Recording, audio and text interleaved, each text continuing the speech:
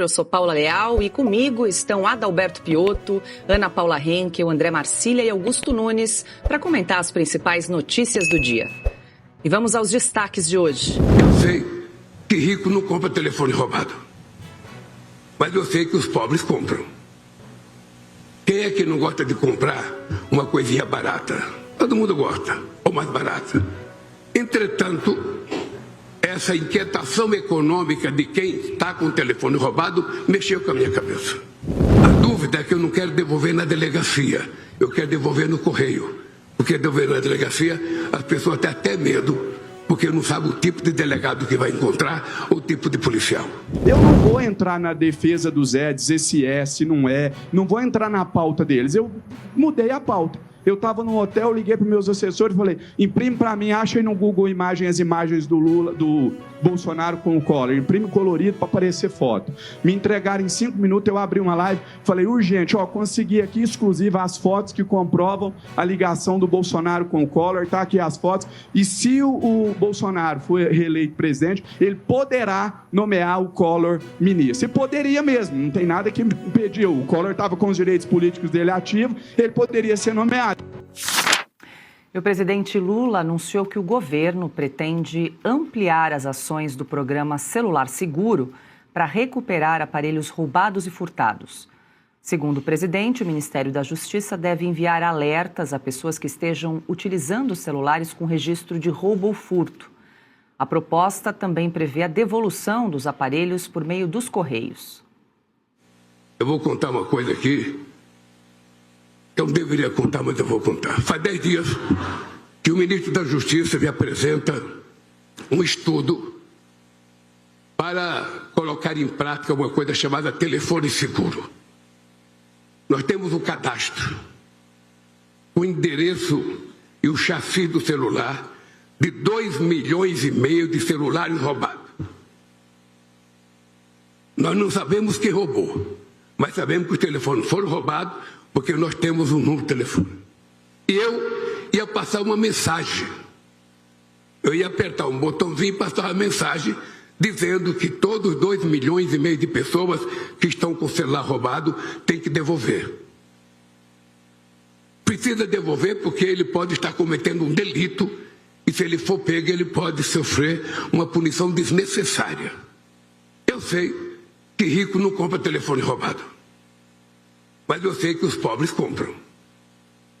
Quem é que não gosta de comprar uma coisinha barata? Todo mundo gosta, ou mais barata. Entretanto, essa inquietação econômica de quem está com o telefone roubado mexeu com a minha cabeça. Mas eu não posso ficar com essa dúvida, porque o telefone seguro vai deixar 200 milhões de brasileiros tranquilos de que ele não vai ter mais o seu celular roubado. Então, eu estou disposto, hoje eu convoquei uma reunião com o ministro, porque já era para ter convocado, eu não convoquei, eu vou efetivamente despachar o sinalzinho para quem tiver com o telefone roubado, devolver, porque senão poderá ter consequências. A dúvida é que eu não quero devolver na delegacia, eu quero devolver no correio, porque devolver na delegacia as pessoas têm até medo, porque não sabem o tipo de delegado que vai encontrar ou o tipo de policial. Então vamos tentar se a gente faz no correio. Mas eu queria que vocês votassem. É uma votação. Sabe? Com a mão levantada é o seguinte: quem acha que eu tenho que fazer isso, independente dos 2,5 milhões que tem, sabe? Levante a mão. Quem acha que eu não tenho que fazer, baixa a mão.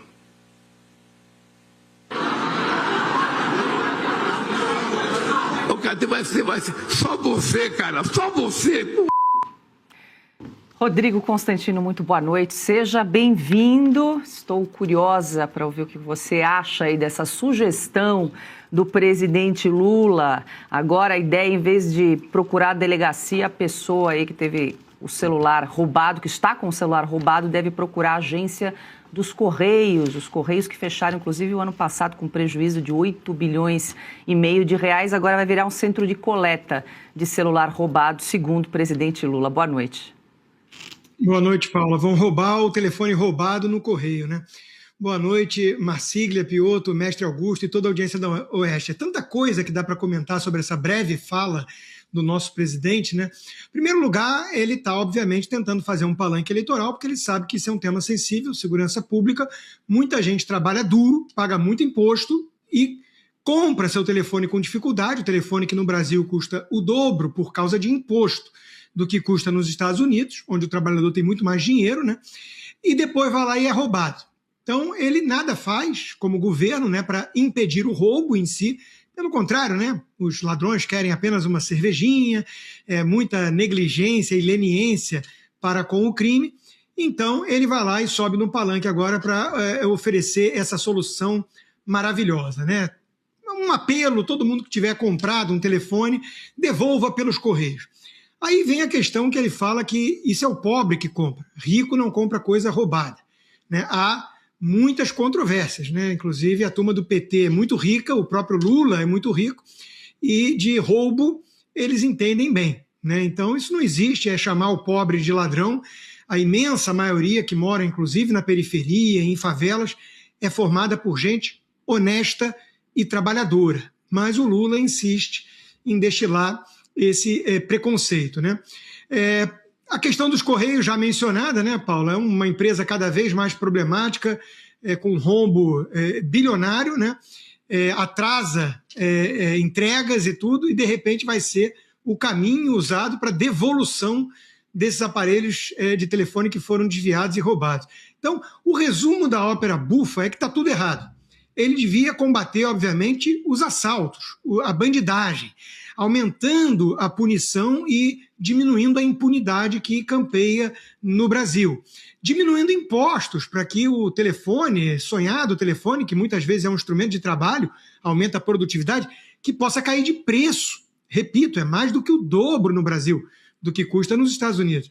Em vez de endereçar essas questões mais estruturais, ele faz discurso para palanque, ofende os pobres, chamando todos de ladrão, como se o rico não fosse, né, sendo que ele só anda com uma turma muito rica e muito corrupta, que o diga aí o escândalo do Banco Master, né?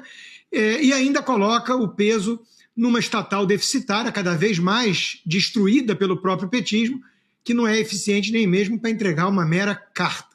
Ou seja, tudo puro palanque eleitoral. André Marcília, boa noite, seja bem-vinda. A gente conhece o histórico do Lula de relativizar roubos de celulares. O Consta fez menção àquela fala do presidente, né, roubar para comprar uma cervejinha. A gente resgatou 2 vídeos do presidente Lula falando sobre esse tema. Eu não posso ver mais jovem de 14, 15 anos assaltando e sendo violentado, assassinado pela polícia, às vezes inocente ou às vezes porque roubou um celular. Para quem rouba celular para vender, para ganhar um dinheirinho. Depois vão pro bar tomar cerveja junto. Vai ganhar um dinheirinho, Marcília. Agora, é curioso que esse programa Celular Seguro, ele está em vigor desde 2023. Ou seja, em tese, desde o ano passado, que pessoas que estão com o celular roubado recebem uma mensagem com essa informação.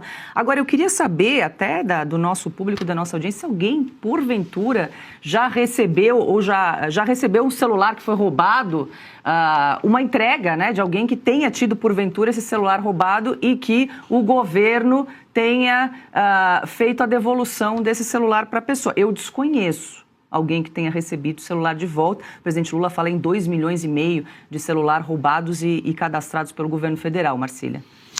Pois é, eu vou até puxar por aí, né? Porque qual a efetividade desse plano ou dessa proposta do Lula tem muito a ver com o que ele tem feito, nesse caso, em outros tantos. Boa noite, Paula, boa noite, Piotto, boa noite, Consta, Mestre Augusto, boa noite a toda a audiência. Veja, é óbvio que a efetividade desse plano dele é zero. Você imagina realmente uma pessoa chegar... Eu comprei um celular por R$200, ele custa na loja 10 mil. Ah, eu não sabia que era roubado, comprei por R$200 porque eu achei que era promoção. Alguém em sã consciência? Claro. Aí você vai pegar e vai receber uma mensagem do Lula dizendo: devolva aí, companheiro, o celular. Ah, pois não, vou botar no correio e devolver para a pessoa. Quer dizer, é insano acreditar que isso é um bom plano. Claro que isso é só discurso.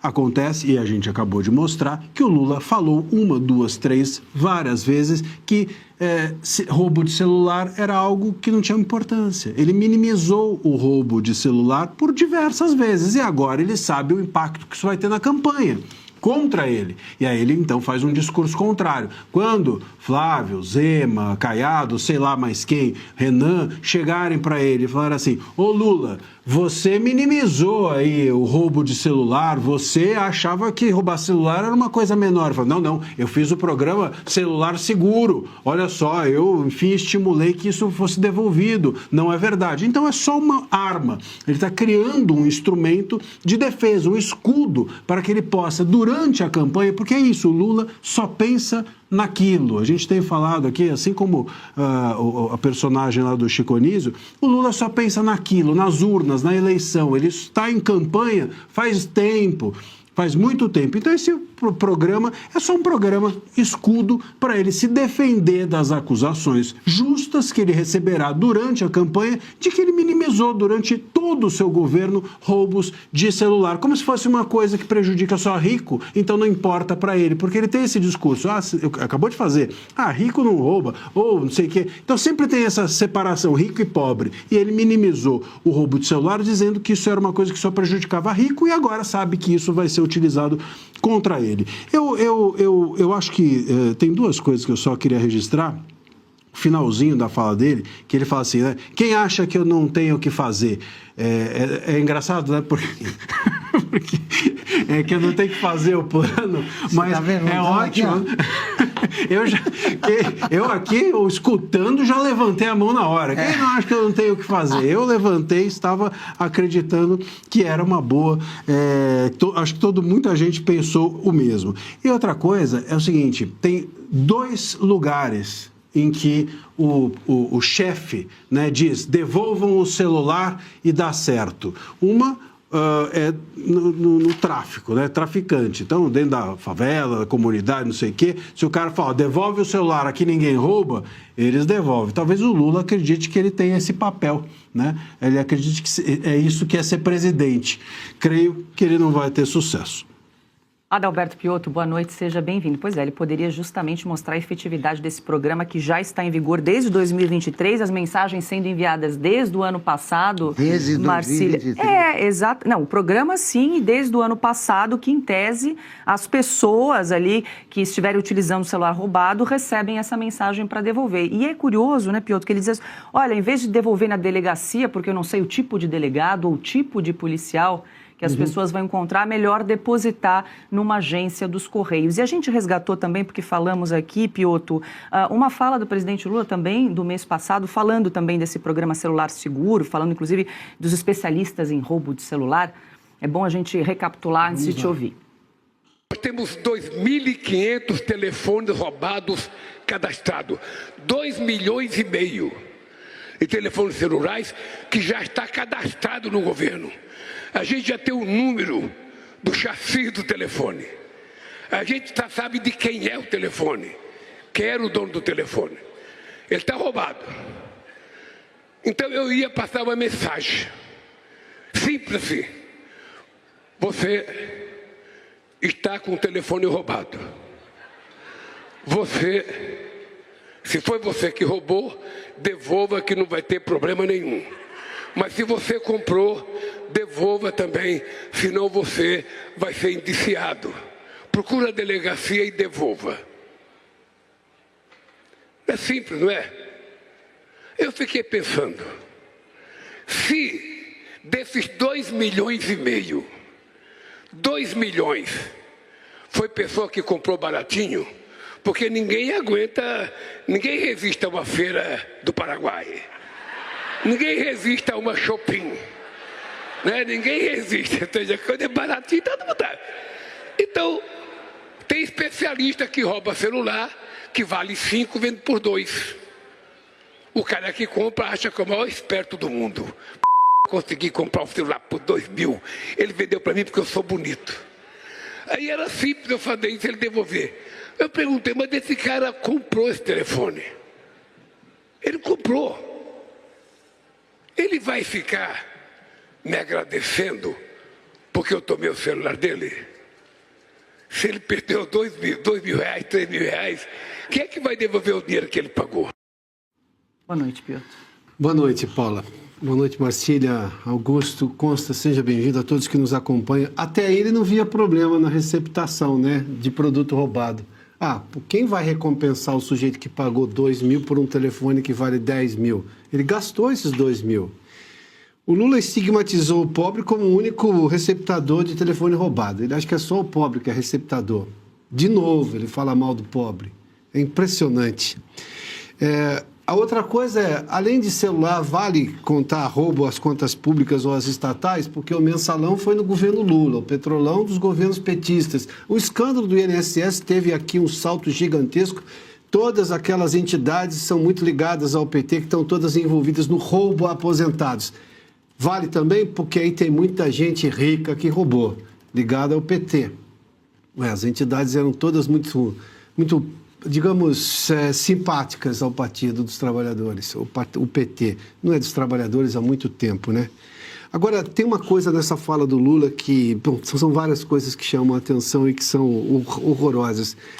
Mas isso parece um Lula que está desesperado com alguma coisa que ele não está contando. Para ele voltar atrás na crença dele de que roubar celular não é um problema, então tem alguma coisa nas pesquisas, acho que o Marcília já foi a esse ponto, que está mostrando que ou essas pesquisas não mostram que ele está realmente seguro da reeleição, ou está apontando ali uma falha do governo nessa questão da segurança.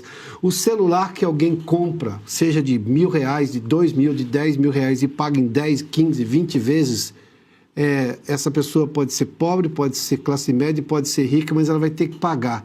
E isso sai dos ganhos dela, do salário dela, do esforço dela. Quando ela é roubada, ela continua pagando a prestação porque ela, obviamente, é honesta. Essa pessoa não merece que o presidente diga, como disse nessa fala há pouco aí, que não, ele precisa ver o que eu vou fazer com o cara que pagou 2.000 de um telefone que vale 10.000. Ele também pagou, ele não está preocupado com a vítima real.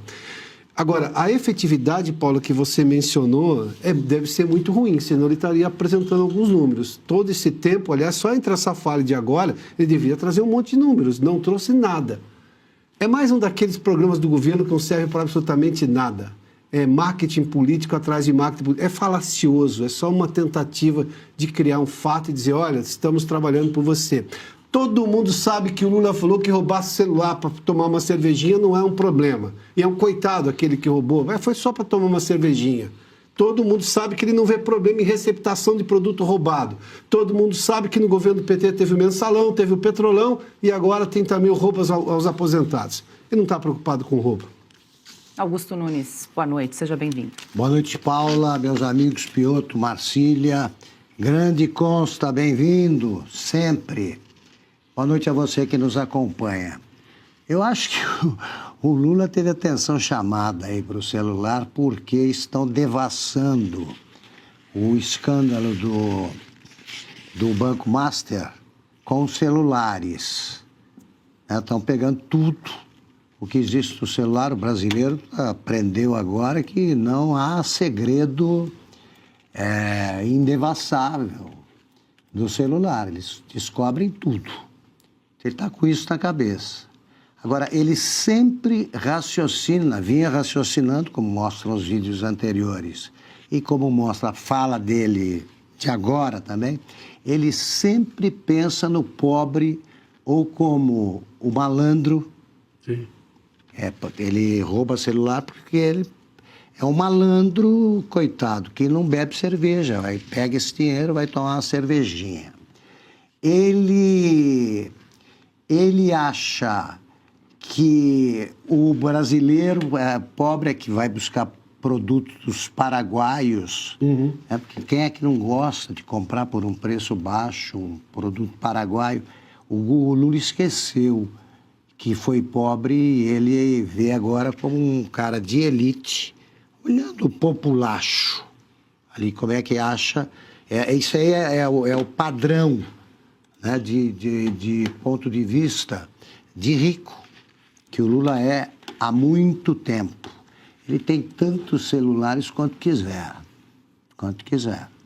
E deve pensar em garantir um sigilo de 100 anos aí, se ele fala pelo celular 1% do que ele fala quando não há testemunhas por perto.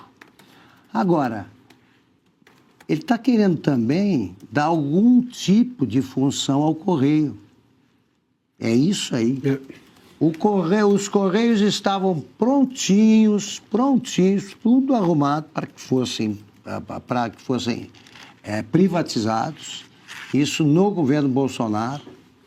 E havia interessados. Era um negócio a ser feito por um governo que precisa de dinheiro e só ataca o bolso dos pagadores de impostos, os nossos. Pois bem, ele agora está achando que devolver celular é coisa do Correio. Então já tem um argumento a mais na cabeça baldia dele para manter sob controle do governo uma estatal deficiente que só joga pelo ralo o nosso dinheiro. O Consta quer complementar o assunto? Diga, Consta. Sim, Paulo, é porque é tanta coisa que a gente pode enfocar nessa fala desastrosa e nessa ideia brilhante do Lula, mas uma coisa não pode passar despercebida: o preconceito que ele tem também com os delegados, com a polícia.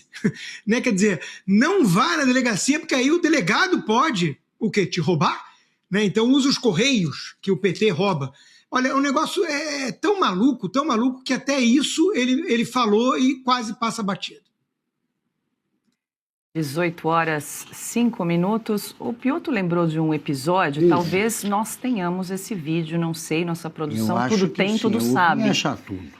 Mas compartilha com a gente, Piotr. Não, o Augusto citou esse caso tempos atrás aqui também. Isso. Teve uma época, acho que no primeiro mandato do Lula... O servente do aeroporto. Um servente do aeroporto foi lá e encontrou uma mala de dinheiro, uma carteira, enfim. Isso. E ele, muito honesto, trabalhador honesto, devolveu o dinheiro. E ao devolver o dinheiro, foram conversar com ele, disse que o sonho dele era conhecer o Lula. Foi levado até o Lula e o Lula fez jossa, fez quase uma piada com a nobreza desse trabalhador, desse homem honesto que devolveu o dinheiro. Falou assim, como você vai devolver? O vídeo é um negócio... Foi tratado pelo presidente como um otário. Como um otário, boa. Acho que é a melhor expressão. Foi isso. Se a gente tiver esse vídeo, bom, esse é o Lula do primeiro mandato. Esse aparece aí até o fim do programa, daremos. Vai tentar encontrar. É vergonhoso aquilo causa vergonha alheia. O Consta traz também da demonização da polícia, né? Quando ele diz, não vá à delegacia porque você não sabe o tipo de delegado e o tipo de policial que você pode encontrar. Mas quem tem medo de polícia, a gente sabe quem é, né? Tá dito. 18h07, a gente segue com mais informações e notícias. Terminou, acho que o primeiro jogo da Copa, final do jogo entre México e África do Sul, 2-0, é isso? Pronto. Para o México. Eu quero dizer que eu ganhei o bolão. Acertou. O bolão da Oeste, você que está acompanhando.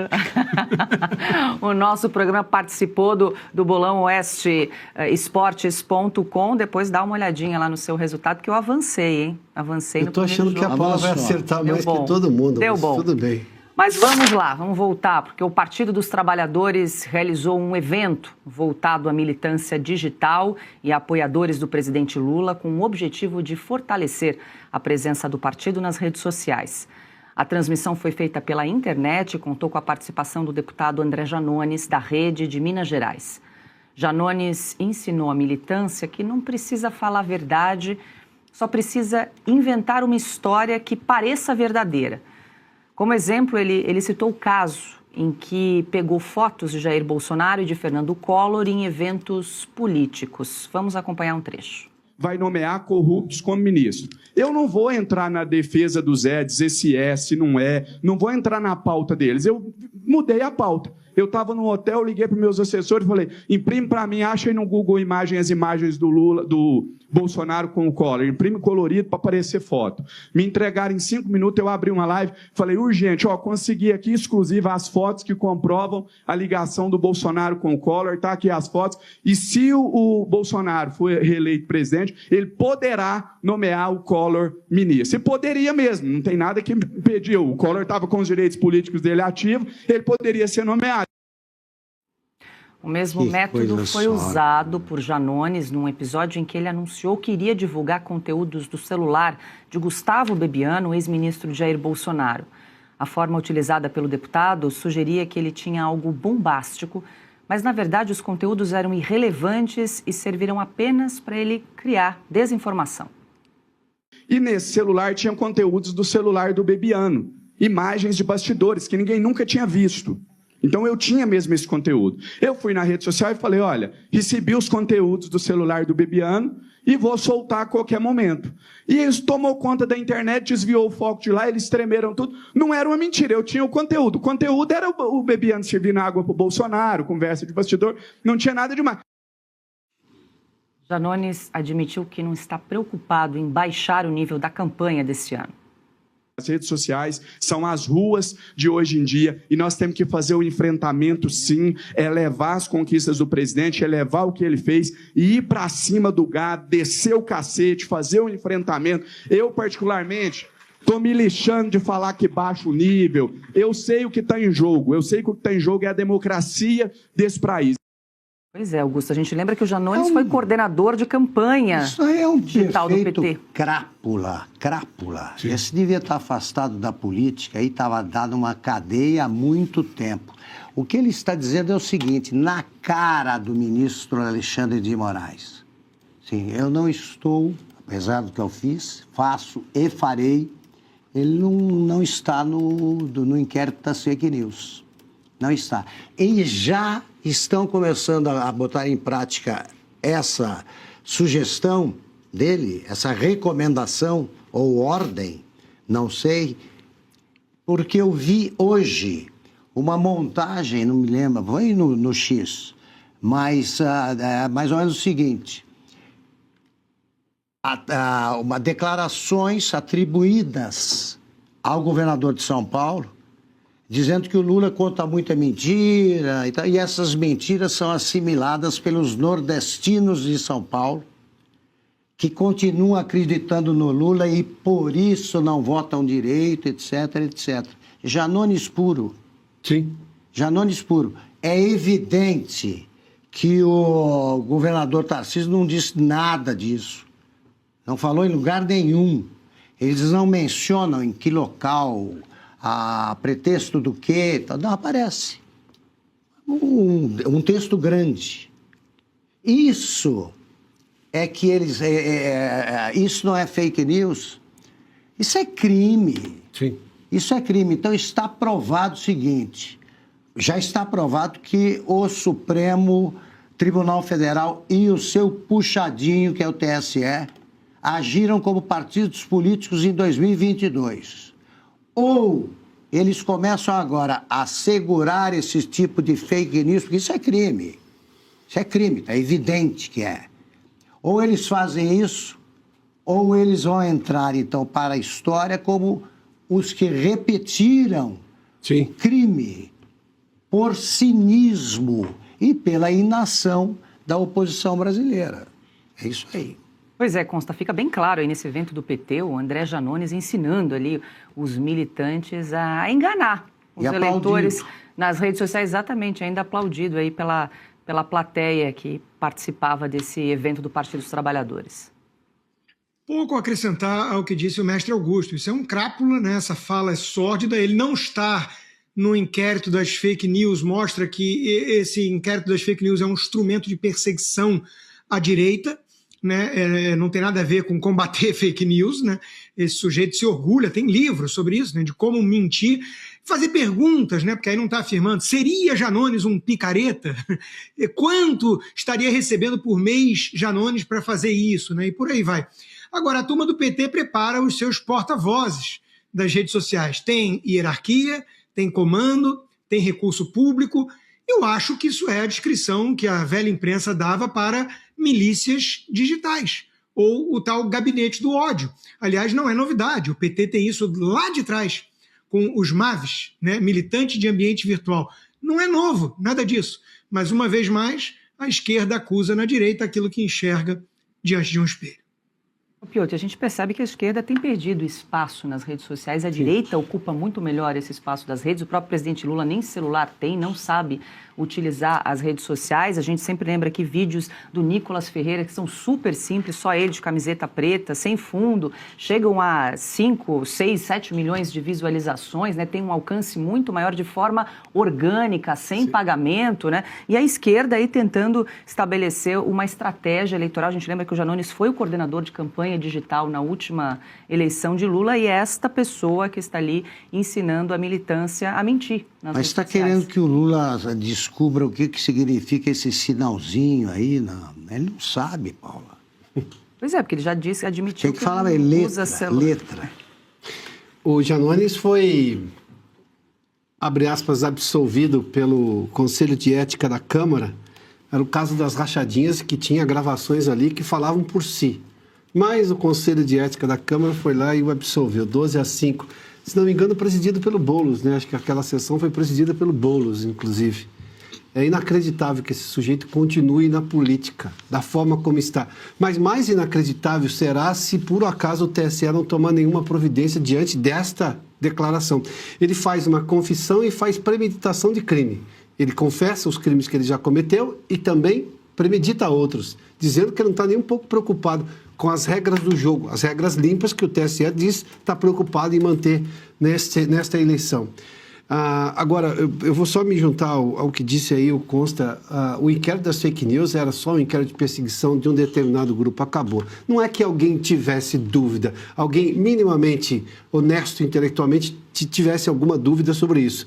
Mas a gente vê claramente, se não vir a partir de agora, aliás, já era para estar respondendo dentro do inquérito das fake news, por tudo que já fez. A obra é vasta, no caso do Janones.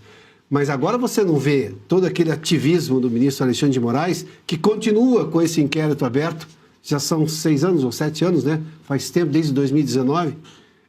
Cadê a ação tão ativa do Supremo Tribunal Federal? Porque aqui tem alguém premeditando crime e dizendo que não está nem um pouco preocupado em cumprir as regras do jogo. Que eleição limpa será essa?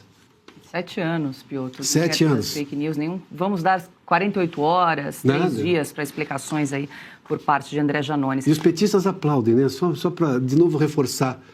A plateia ali formada de petistas aplaudem um sujeito confessando um crime e diz que não vai seguir a lei eleitoral. Você sabe que uma vez, um bastidor aqui meu... Gostamos de bastidores. Gosto de bastidor. Eu participei de um debate com o Janones. Né? Olha só, revelações. Num podcast. Revelações. Eu tenho essa mancha no meu currículo. Você costumava triturar seus opositores, Marcelo. Pois é. Com argumentos. Não, mas até exatamente esse é o ponto. Eu fui preparado para ouvir coisas assim. Eu fui para dar-lhe nos dentes. E o que aconteceu foi que ele veio numa ternura, brando, né? Por quê? Porque eu comecei... A primeira parte que eu levei a ele, eu fui na técnica. E a partir dali, eu acho que ele não sabia mais o que fazer. Porque o ponto é esse, ele está acostumado, o Janones está acostumado a falar... Para essa gente. Para essa gente, para a sua militância, a ir para as ruas, não é? E ele comparou as redes sociais com as ruas. Vamos dizer que ele é aquele cara que vai para as ruas e chuta o extintor, ele vai para as ruas e derruba o poste, ele vai para as ruas e pula em cima do carro, quebra o vidro. Ele está acostumado com isso. Quando você senta e conversa a sério com ele, ele não sabe o que falar. Ele não sabe o que falar. Então, eu acho que a melhor forma de resistir a esse tipo de militância que o PT pretende fazer é exatamente você não se misturar com ela. 18 horas, 18 minutos. Olha só, nossa produção encontrou um vídeo antigo que o Piotr fez menção, que o Augusto também já contou algumas vezes. Vamos voltar ao assunto anterior do roubo de celular e o que disse o presidente Lula. Brasileiros que fariam o que você faz? tem gente que faz. Mas esses seus amigos que disseram para você comprar a galinha, comprar o carro... Já esse é o lado do desonesto, né? Não é nem desonesto, não. Não, né? Não, é que eu acho que o cara achou o dinheiro, não tem dono. O cara fala, Conforme for, ajuda a vida. Não tem dono. Pode e a pegar. pessoa que estava ao lado dele era justamente quem tinha encontrado a carteira e devolvido. Que deu uma lição de moral no presidente. Esse é o lado desonesto, o cara que não devolve. É isso aí. E o Lula fez que não percebeu. E achou, não é desonesto. Esse é o Lula. Esse é o Lula que está aparecendo bem nas pesquisas. Incrível, né? E esse é o Lula que educou assim o seu filho. Bem lembrado. O senador Flávio Bolsonaro apresentou uma notícia-crime ao Supremo Tribunal Federal contra o presidente Lula. O parlamentar alega que uma declaração feita por Lula durante um discurso em Goiás teria incentivado violência contra ele. A ação aponta suspeitas dos crimes de ameaça e incitação ao crime. A queixa tem como base uma fala em que o presidente atacou integrantes da família Bolsonaro por supostamente buscarem apoio de autoridades dos Estados Unidos contra o governo brasileiro.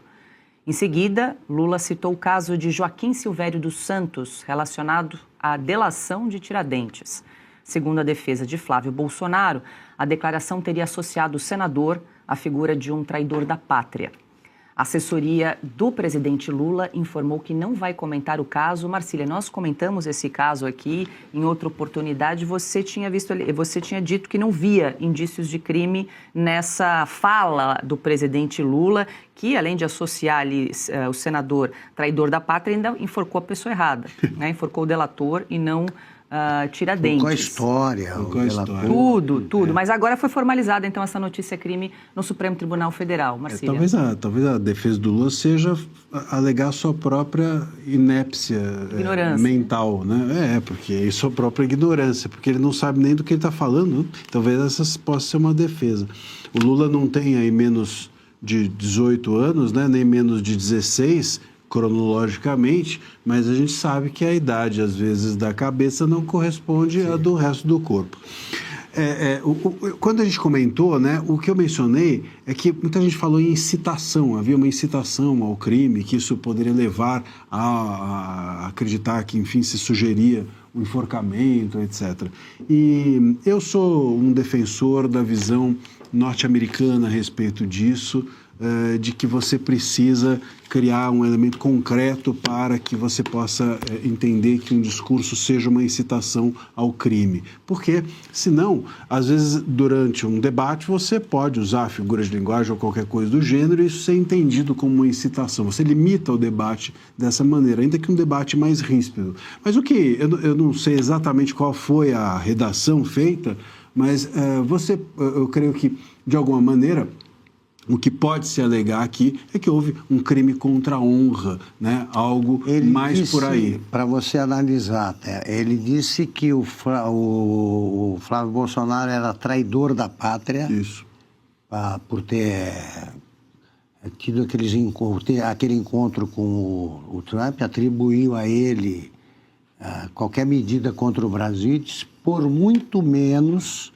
Joaquim Silvério dos Reis foi enforcado. Que delatou Tiradentes, foi enforcado. Exatamente. O problema aqui é que é traidor da pátria, né? Ou a pessoa que trai a pátria, isso é um crime, né? Então, quando eu falo do crime contra o outro, pensando por aí, se você pensa a calúnia, que é a figura de você imputar a alguém um falso crime, né?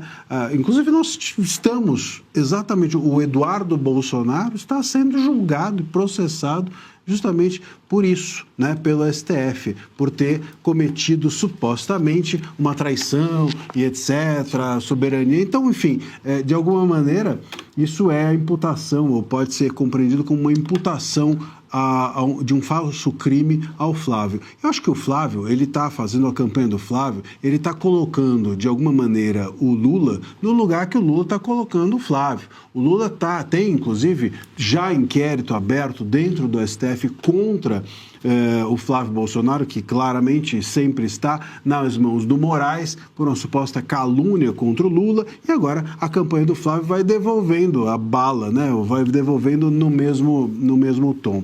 Eu acho que isso faz parte de alguma forma da campanha.